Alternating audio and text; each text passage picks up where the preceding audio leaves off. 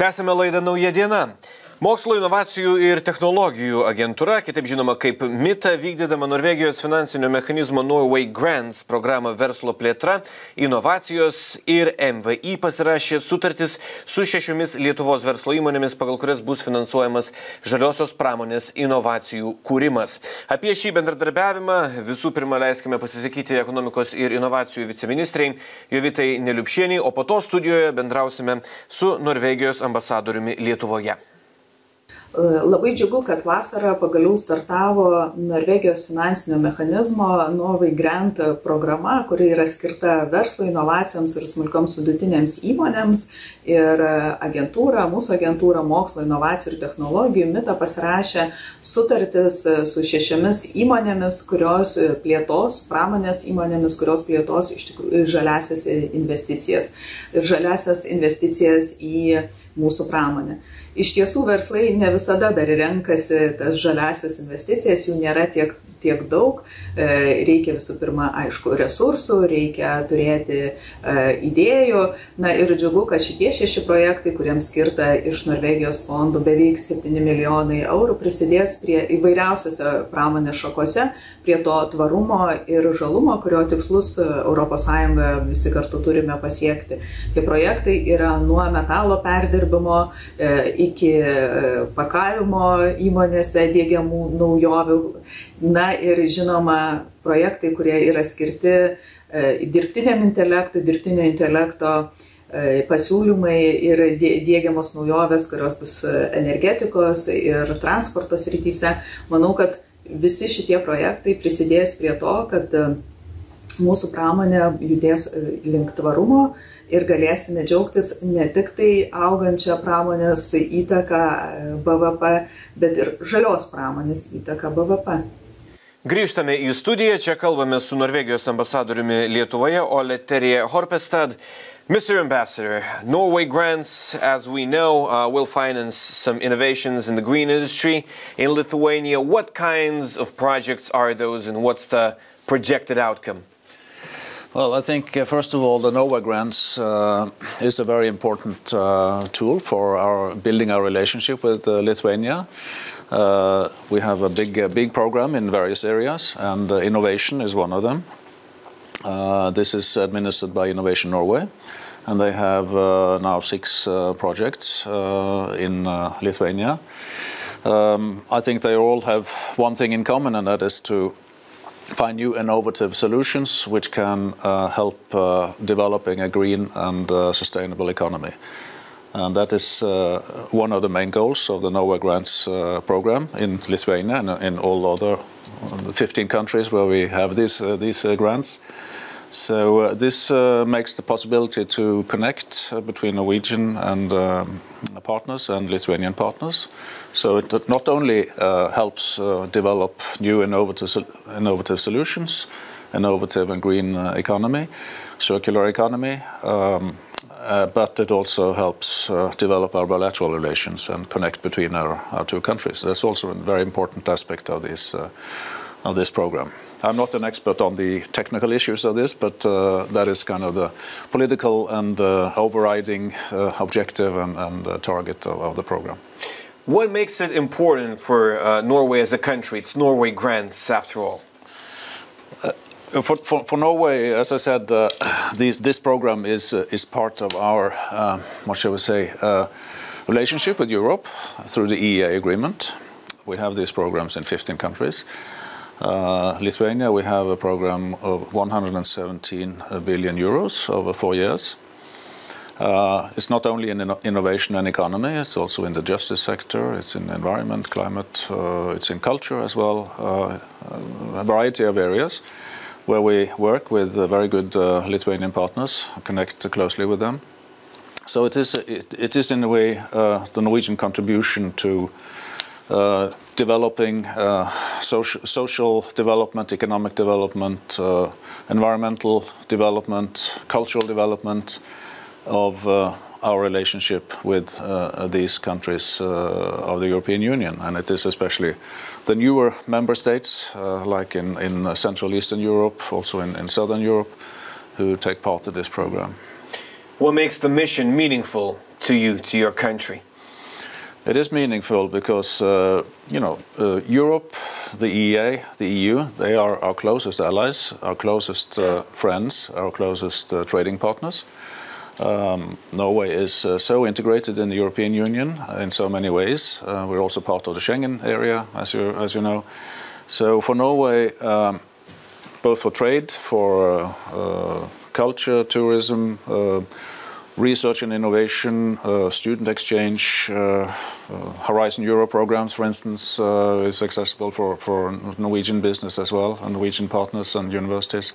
All these areas kind of underline the importance we attach to Europe, and although not being a member of the Union, of the European Union as such, Norway is very much integrated in the European Union, in the European cooperation, and definitely European country.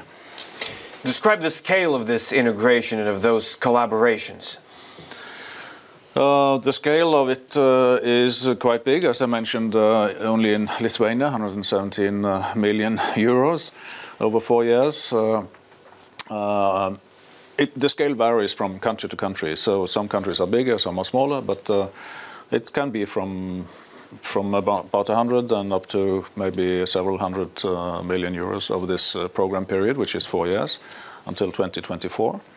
And now we will soon start discussions and negotiations on a new program period, which will then go for another 4 years. So it's too early to say how the scope will be then, but I think the experience both from our side, Norwegian side, and also Iceland and Liechtenstein take part in the European grants. And our partners in Europe are very good, so I think we are all interested in continuing. Speaking of Lithuania, 4 years, a pretty big amount of money. What are the priorities here? What are you looking for? Well, it is.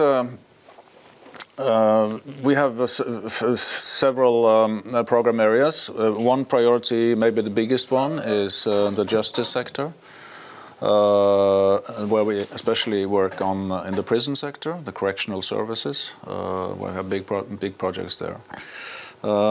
So that is one big area. So the Ministry of Justice is a partner there. And apart from that, as we have talked about now, innovation and economy. Otherwise, we have also what we call a bilateral fund, where we work with the bilateral committee, which consists of us at the embassy, the FMO office in Brussels, and the contact point here in Vilnius, which is in the Ministry of Finance, where we discuss also bilateral projects. This can be democratization, it can be about equal rights and opportunities also in society. Otherwise, we have also projects within health sector and within environmental sector as well. So it's quite a broad program. And I think it's pretty well known because we have projects all over the country, in most parts of the country. I know yesterday just was in Panevėžys, where we also have several projects going on in the city. So it makes, in a way, Norway quite known in Lithuania, and Norwegian institutions get the possibility to connect with both local and regional authorities and companies around in the country, which again builds up the broad and solid bilateral relationship we have developed with Lithuania over the years. Speaking of the environmental sector, of the green innovation, sustainable lifestyle, how vital it is right now for the world in general? Well, that's vital. Of course, we're all aware of what is facing us with the climate changes. Norway has a very clear vision on that. We are supporting very much the European Green Deal. We are a part of that as well. We have action plan, climate plan. We have the ambition to reduce CO2 emissions by at least 50 or maybe 55% by 2030 compared to 1990 level. So we are fully in line with the European policies there, and also the European Green Deal also opens a lot of possibilities for Norwegian business, for Norwegian research and innovation environments. So So this is extremely important for in the years to come.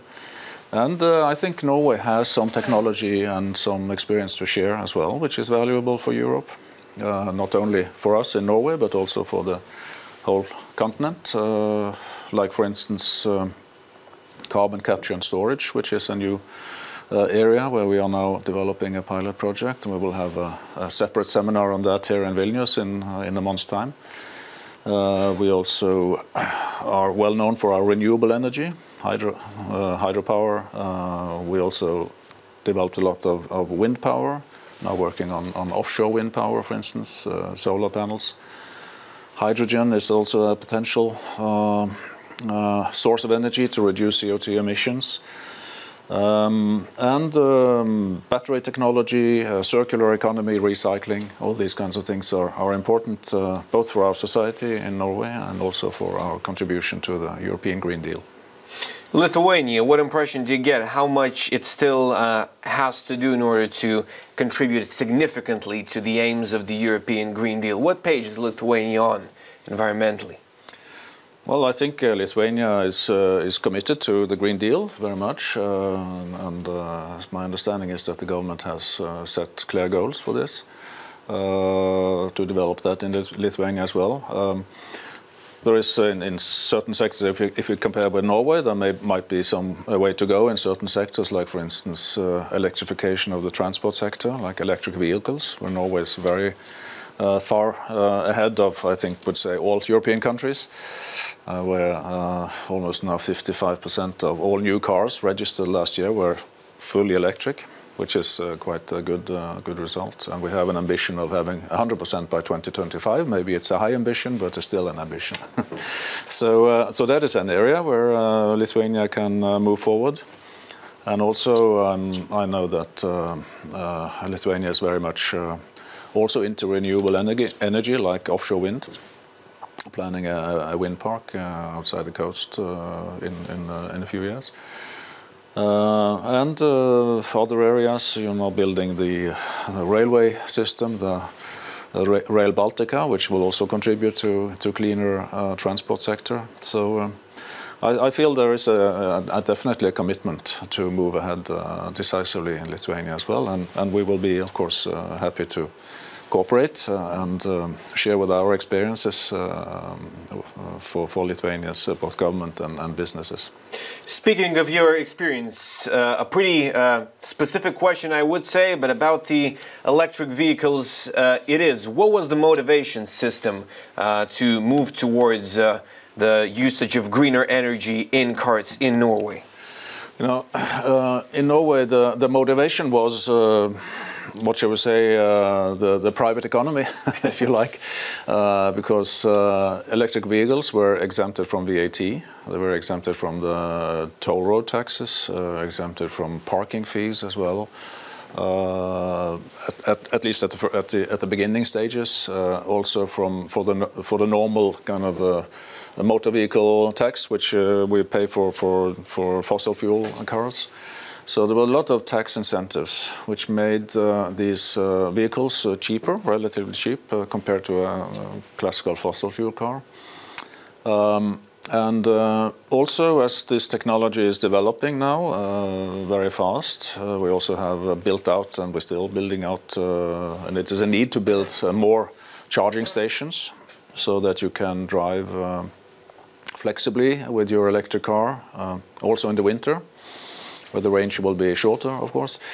So I think all these incentives, the price, the practicalities, you could drive in the bus lane, for instance, and avoid the queues in the morning rush.